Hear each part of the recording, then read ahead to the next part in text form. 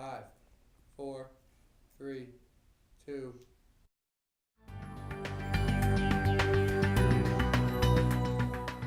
Tonight, a woman is accused of killing nearly 24 people through Craigslist. When it happened and what may happen to her coming up. Later on, we have new information for you regarding the plight of those under attack in Syria. Plus, just because it's cold and dreary outside doesn't mean you have to feel as low as the temperature. Or does it? More coming up after weather. Welcome to the MCTV Weekly News Update. I'm Josh Englander. And I'm Katherine Janiszewski. Sit back as we take you across the globe and around the block. The United Nations released a 400-page report Monday of the torture aimed at the people of North Korea. Though the North Korean government is claiming that the report is only an attempt to sabotage their nation. Evidence shows that the leader Kim Jong-un could be charged with crimes against humanity.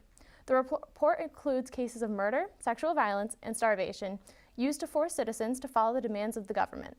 The UN said the brutality charges the nation faces are worse than any prior nation.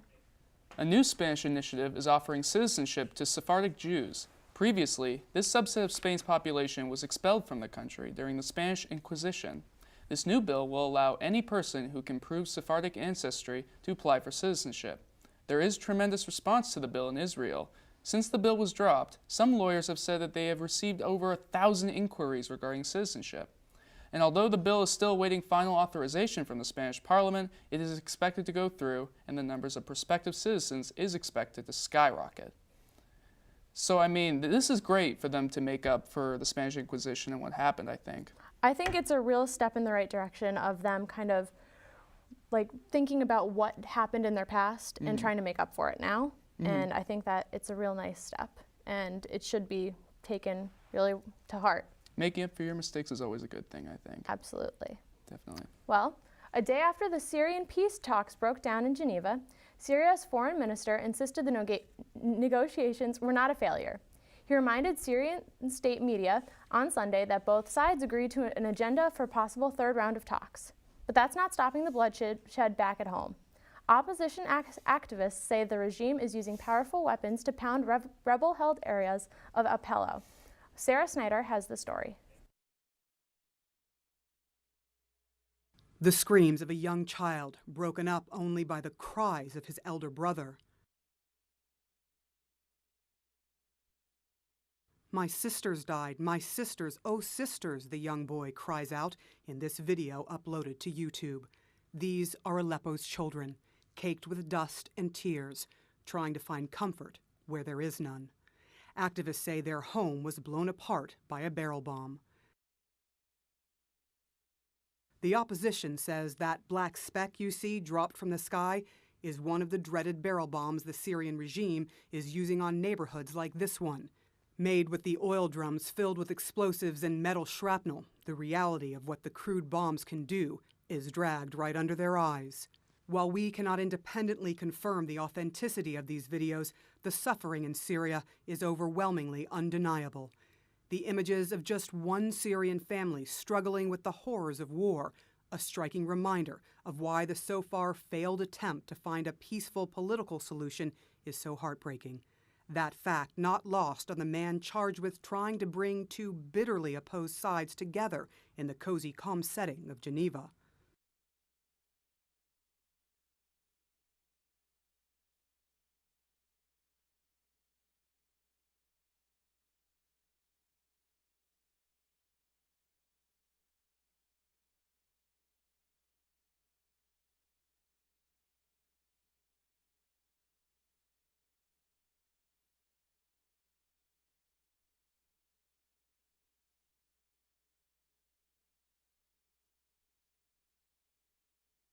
The 1,400 people rescued from snipers, bombings, and starvation due to the short ceasefire in Homs does nothing to ease the suffering of the families of the more than 1,500 civilians the Syrian Observatory for Human Rights says were killed during those peace talks. In the words of a U.S. official, the situation in Syria is nothing short of apocalyptic. The proof plain to see in the eyes of the youngest Syrians in the streets of Aleppo. Sarah Seidner, CNN, reporting from Abu Dhabi.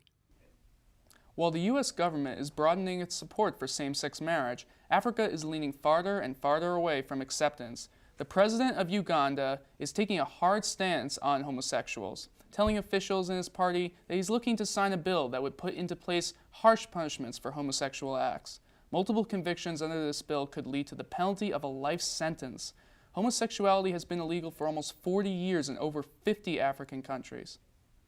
The NSA Edward Snowden saga continues. New details came out on Friday that Snowden used easily available resources to go over the heads of NSA officials and gather between 10 and 50,000 documents. This recent update came from the NSA itself and has served to make the most heavily funded Defense Department worse in the eyes of the public and the Congressional Oversight Committee. According to the NSA, 3 others have now been offered as contributors to the committee. So I can't believe all of the new updates that are coming out of this story. Not only is Snowden somewhere in Russia, but apparently 3 other people helped him. Yeah. It's just interesting to me on how all of this could happen right under the NSA's nose.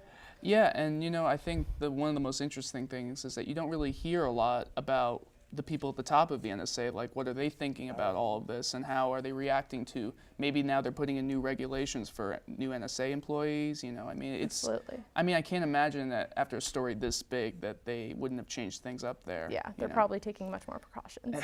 Definitely, yeah. So, from Snowden to snowed in, will this winter weather ever end? Let's turn it over to Clancy Burke for the winter weather report. Thanks, guys. Well, Mara students, get out your sleds and winter gear because it looks like this snow isn't going anywhere anytime soon. As the snow continues to pile up, however, the less than favorable temperatures seem to plummet. Whether you're walking to a friend's dorm or on your way to class, it seems as though there is just no way of escaping this cold, icy winter. On the other side of the planet, Japan continues to suffer from the aftermath of severe winter weather. The snow has already fallen, but now residents have new concerns. Fear is growing that the snow piles up on rooftops may cause buildings and homes to collapse. Forecasters fear that future blizzards and avalanches may follow. Unfortunately, this weather has cost the lives of 2 more people in London who were victims of heavy rain and gale force winds. Severe flood warnings are now in place along the Thames Valley to the west of London and in southwest and central England. River levels continue to rise, and we can only hope that everyone remains safe. As we return to the East Coast, it looks like the effects of the snowstorm are just as devastating. At least 21 people have died due to the heavy snowfall. In New York, a pregnant woman died after being struck by a snowplow. Fortunately, doctors were able to save the baby. Moving back to weather in the Hudson Valley, there seems to be only 2 words that can sum up this past week: cold and bitter. Although Marist students were happy to have a snow day on Thursday and delayed opening Friday, it's hard to ignore these frigid temperatures. Let's have a look at how the winter weather treated us today. So we can see that we had a high of 37 degrees and a low of 17. And if you had a morning class like I did, you know that it felt freezing. Today's average was pretty much the same as how it was today, with 40 degrees high, 24 low, maybe a little bit warmer. And today's record was 55 degrees. Personally, I don't even remember what 55 degrees feels like. And negative 18, which sounds crazy, and I don't even want to imagine that. I'm getting cold just thinking about it. The sunrise was 6:47 a.m. for you early birds out there, and the sunset was 5:33 p.m. As for tonight, skies will remain mostly cloudy with a bitter low of 24 degrees. Winds will remain high at 10 miles per hour, and there's a slight chance of even more snow. For tomorrow, you can expect showers throughout the day with a high of 43 degrees. I don't know about you, but anything above freezing sounds pretty good to me. As we head toward the end of the week, expect cloudy skies with rain on Friday and perhaps some snow showers on Monday. We are halfway through February, so here's to warmer weather on the horizon. That's all I have for you tonight with your weekly highs and lows report. I'm Clancy Burke. Back to you guys. Thanks, Clancy. Thanks, Clancy. So, as I thought about it, of course, it's the spring semester. When we get here, we're all thinking about the upcoming spring. But, if you think about it, February is one of the worst months of the year, just from the snowstorms we always seem to get in that month. I mean, I can imagine going back even to our high school years, it seemed like the snow days would always happen in February. I mean, would you agree with that? Absolutely. Clancy, what do you think? Snow days usually in February? Get me on a cruise, get me to the Bahamas, just get me out of here. Spring break. Too cold for me. Spring break can't come soon enough. Yes. Oh my gosh.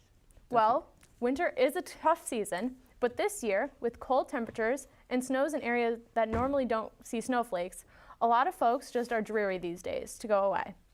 But there are ways to fight the winter blues. Here's Holly Furfer with today's Health Minute. Even if you love the cold and outdoor winter sports, you've got to admit this has been a tough season. Not only is it brisk outside, but shorter days and longer nights can bring on the blues. It's estimated at least 12 million Americans suffer from a type of depression called seasonal affective disorder, or SAD. Doctors say in severe cases, people with SAD become depressed. Many patients claim they just can't function.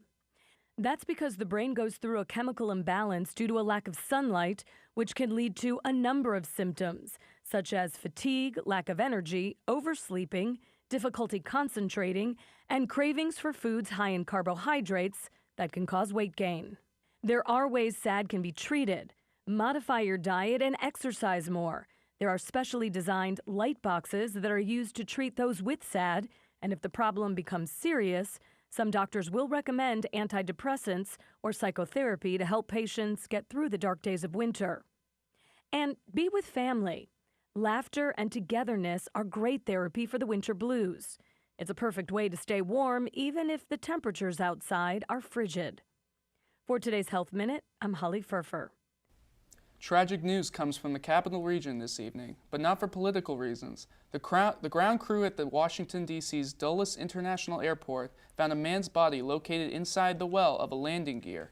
The medical examiner's office is currently investigating the case. Airport operations were not affected by the incident, and the man not yet been identified. The flight's point of origin also remains unknown. Also coming from Washington, D.C. today, President Obama took steps to work towards a greener world and brighter tomorrow. The president will instruct the Environmental Protection Agency to develop new regulations to reduce the amount of pollution put into the air by trucks. Critics of this policy argue that the increased government regulation could lead to higher vehicle prices, which could result in decreased safety. Vehicle pollution is the U.S.'s second largest source of harmful greenhouse gases. If this initiative is successful, as the president is hoping, it will reduce carbon pollution by almost 300 metric tons, the same as taking 56 million passenger vehicles off the road. Speaking of a brighter tomorrow, who has more to look forward to right now than Jimmy Fallon? The former host of Late Night with Jimmy Fallon starred in his new role as the star of The Tonight Show last night. The most talked about segment of the show? A $100 bet bit featuring cameos from Lady Gaga, Robert De Niro, Mike Tyson, and Mariah Carey, among others. U2 played their new song Invisible on the top of the rock, and Jimmy was joined by Will Smith in an evolution of hip-hop piece. You can catch the show weeknights at midnight on NBC. Congratulations, Mr. Fallon. Here's to your chapter of The Tonight Show's legacy. A slew of questions are being asked of a young teenager who claims she is a serial killer. 19-year-old Miranda Barber told a newspaper this weekend that she is responsible for the deaths of over 22 people. She told the reporter that she stopped counting at 22, but has killed less than 100 people. Barber gained the attention after being accused of attracting a man with Craigslist, then murdering him. The other dozens of deaths are simply claims at this point. Investigators do not know where to begin their search. You know, if there was any reason not to use Craigslist now I can tell my mother, don't buy furniture off Craigslist. Luckily, I've never been to Craigslist, but it seems like a little bit of a scary place, especially after this news story. Mm-hmm. And you would never expect it to come from a 19-year-old girl. Yeah, and it's like, why would she just be like, oh yeah, I killed 22 people? Like, it's a little, Yeah, some people cuckoo. You just never know. Definitely. Florists, chocolate makers, and perhaps even lingerie companies could face big losses after winter storms interrupted Valentine's Day shopping. But one link in America's love connection seems to be getting hotter, despite the weather. Tom Foreman reports. Once upon a time, Brooke and Kyle Brandt were living anything but storybook lives. They didn't know each other, each was struggling to find love, when instead they found an idea.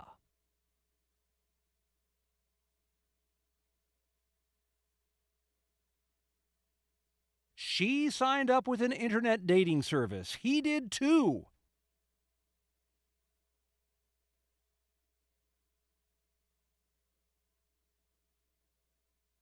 Online dating, once widely viewed as sketchy or a haven for the desperate, has become a billion-dollar business, filling the airwaves with ads. A study found 1/3 of marriages between 2005 and 2012 began online, in part because the internet solves a fundamental problem. Rachel D'Alto is a relationship consultant who says the massive growth of dating sites that filter choices by religion, race, age, even beauty allows like-minded users to quickly connect.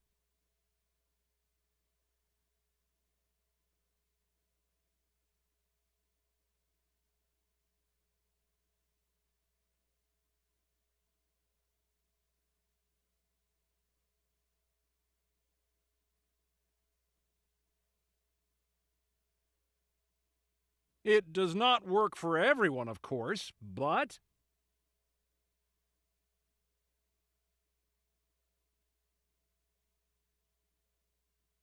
for Kyle and Brooke, it's a trend with a storybook end. Tom Foreman, CNN.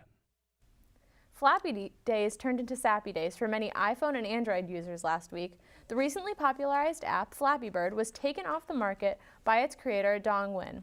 Since then, the App Store and Google Play Store have been getting flooded with knockoff games, perhaps attempting to take advantage of Flappy's dubious departure. However, Apple and Google are pushing back by rejecting similar apps. Just a quick search of the word Flappy on either marketplace brings up names from Flappy Pig to Flappy Bieber. Developers are not happy, but at least Dong is, as he continues to rake in $50,000 a day from ad revenue. Twitter co-founder Biz Stone has a new startup with an odd name. It's called Jelly, and as Laurie Siegel reports, it's designed to apply the biology of a jellyfish to search social media.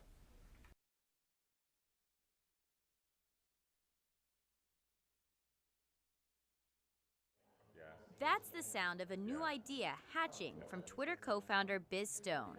You'd think he'd want a breather after riding the roller coaster from scrappy startup to public company. But when a good idea strikes, it's back to the startup trenches. Stone's latest venture, an app called Jelly, which launched last month.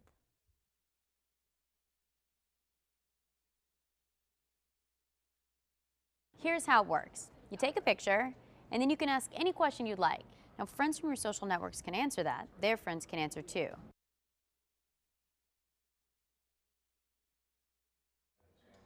Ironically, in an increasingly connected world, this tech founder wants to add a human touch to search.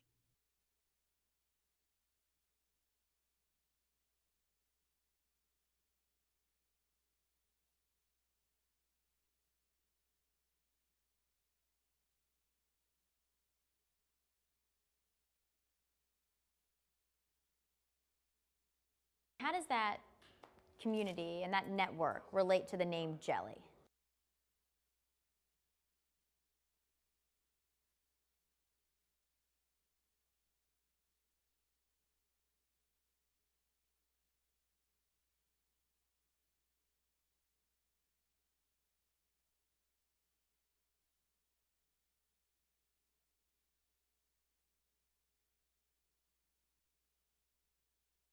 Years ago, I sat down with Biz and asked him about the name of a different company.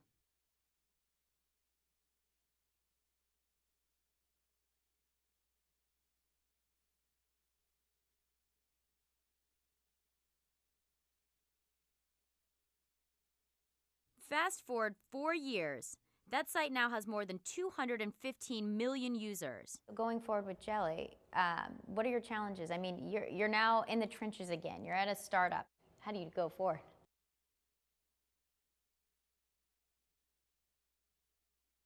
For Stone, his family's helped with that. The unasked part of that question is like, how do you have a family and be a good startup person? Isn't a startup like a child or something? Yeah, I mean, it sounds ridiculous, but you like put in your calendar, play with son, play Spaceman from 2 to 4. Laurie Siegel, CNN Money, San Francisco. In bizarre news, on Friday, a camel escaped from a desert enclosure in Palmdale, California. After chasing cars, shortly after 8:30 a.m., the camel proceeded to trample a 72-year-old man who tried to stop it. After trampling the old man, it proceeded to chase neighbors around in a frenzy. The old man's daughter, Skylar Dawson Bach, finally caught the camel. The camel wasn't the only escapee from the enclosure. Over the past few months, buffalo and ostriches have wandered out into the streets. The owner of the enclosure could be possibly cited for endangering residents. Some of you may know Jamie Coots from the National Geographic show Snake Salvation. This past Saturday, after handling a rattlesnake during his full gospel tabernacle service, the Snake Salvation star was bitten and poisoned, later dying. He refused medical attention due to his belief that snake bites are not poisonous if the believer is anointed by God. Despite being warned how dangerous his practice was, he believed it was a necessary part of his faith. So, when I hear stories like this, like, oh, that they died because of their faith, I don't know. I just find it a little strange. I feel bad for the people just because we do have the medicine out there, and it's good that people have this amount of faith, but at some point you kind of want to have some self-preservation too. Yeah, I mean, I don't know. I think it's not a good enough excuse. Sometimes. Yeah. Well, last Friday, actress Ellen Page came out during her speech at the Time to Thrive conference held in Las Vegas, Nevada. Page received a standing ovation from the crowd during her speech, where she stated, "I'm here today because I'm gay, and because I can maybe make a difference." Page also mentioned that she was scared to come out for many years, and she was tired of hiding her sexuality from the public. She was praised by many for her bravery, including the Human Rights Campaign, who tweeted a congratulations to her for the honesty and openness she expressed during her speech. In Edmonton, Canada, Simon Metke was arrested for being in possession of a stolen $1 million ancient artifact. Unaware that this item was missing from the Montreal Museum of Fine Arts, Metke says he only bought it to help an artist get his commission. So what was this invaluable piece of history worth to Metke? Well, he said he only paid $1,400 for it. I mean, talk about just weird. I'm kind of wondering how this piece went missing. Yeah. And what the object actually was. Like, what was the point of, especially if you're stealing something that's worth millions of dollars, then, it's just... Why would you sell it for that much? Yeah. That's one of the things, that's what I thought. If I was stealing, yeah, I want to get a good price. Not the best idea to have, but... That's true. Well, I guess that's all we have for you guys this week. I'm Katherine Janiszewski. And I'm Joshua Englander. Stay tuned for more next week on MCTV News.